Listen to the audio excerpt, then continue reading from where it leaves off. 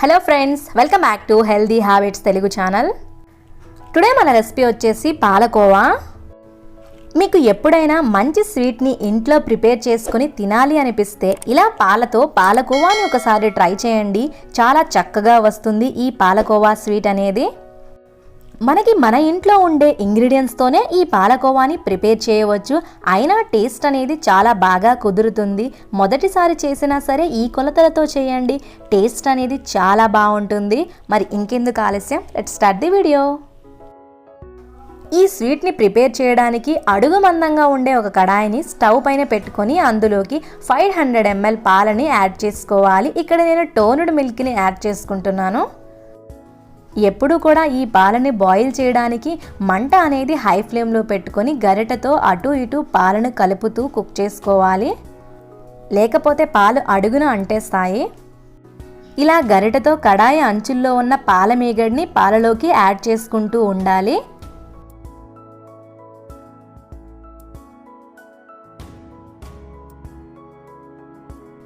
ఈ పాలు అనేవి 500 ml నుండి 100 ml వరకు వచ్చేంత వరకు బాయిల్ చేసుకోవాలి. ఇలా బాయిల్ చేయడానికి 30 నుండి 40 నిమిషాల టైం పడుతుంది. ఇలా 100 ml వరకు వచ్చిన తర్వాత ఇందులోకి 1 స్పూన్ లెమన్ జ్యూస్ని యాడ్ చేసుకోవాలి. ఇలా లెమన్ జ్యూస్ని యాడ్ చేసుకోవడం వల్ల పాలు అనేవి తొందరగా విరుగుతాయి.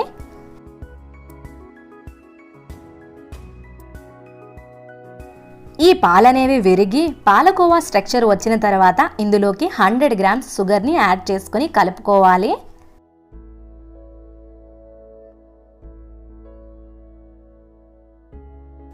ఇందులోకి 1 స్పూన్ ఘీని యాడ్ చేసుకోవాలి. ఘీని యాడ్ చేయడం వల్ల స్వీట్ ఫ్లేవర్ అనేది ఉంటుంది.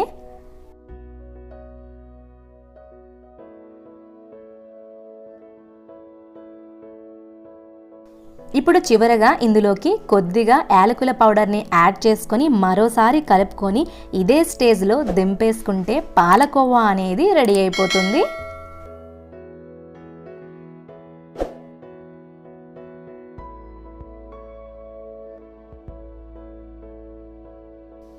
ఈ పాలకోవాని ఒక ప్లేట్లోకి తీసుకొని చల్లబరుచుకున్న తర్వాత సర్వ్ చేసుకుంటే పాలకోవా అనేది చాలా టేస్టీగా ఉంటుంది.